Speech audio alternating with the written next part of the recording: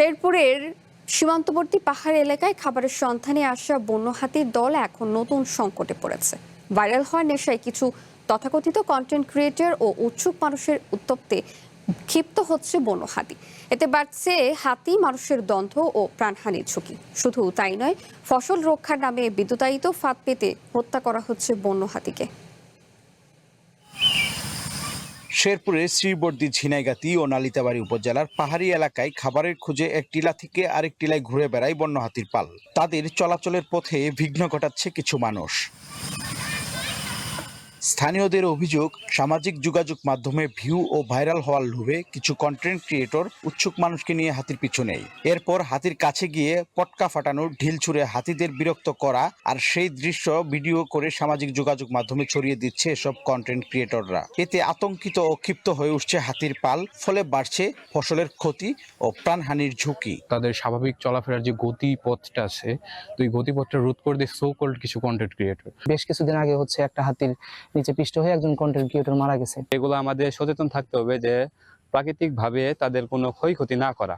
শুধু তাই নয়, পাহাড় ও বনভূমি দখল করে অবৈধ চাষাবাদ এবং ফসল রক্ষার নামে বিদ্যুতায়িত ফাঁদ পেতে হত্যা করা হচ্ছে বন্য হাতিকে। এতে যেমন জীববৈচিত্র্য ক্ষতিগ্রস্ত হচ্ছে, তেমনি বাড়ছে মানুষ হাতির সংঘাত। নির্মাণে নাম্বার 1 শাহ সিমেন্ট। আমাদের সম্পদ যেরকম, হাতিও আমাদের সেরকম।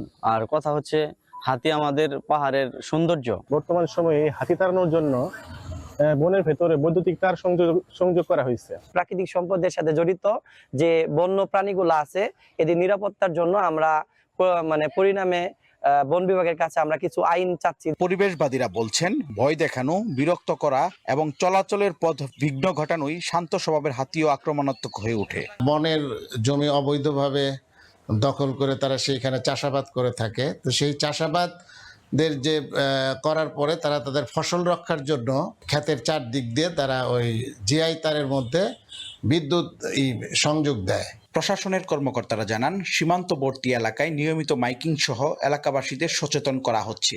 হাতির দ্বারা ক্ষতি হলে সরকার সেই ক্ষতিপূরণ দিচ্ছে।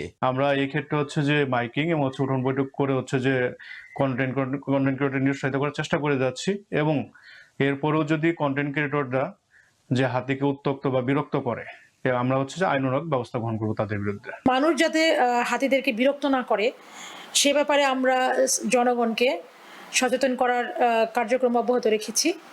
2014 সাল থেকে সীমান্তবর্তী এলাকায় বন্য হাতির হামলায় 34 জনের মৃত্যুর পাশাপাশি প্রাণ হারিয়েছে 33টি হাতি।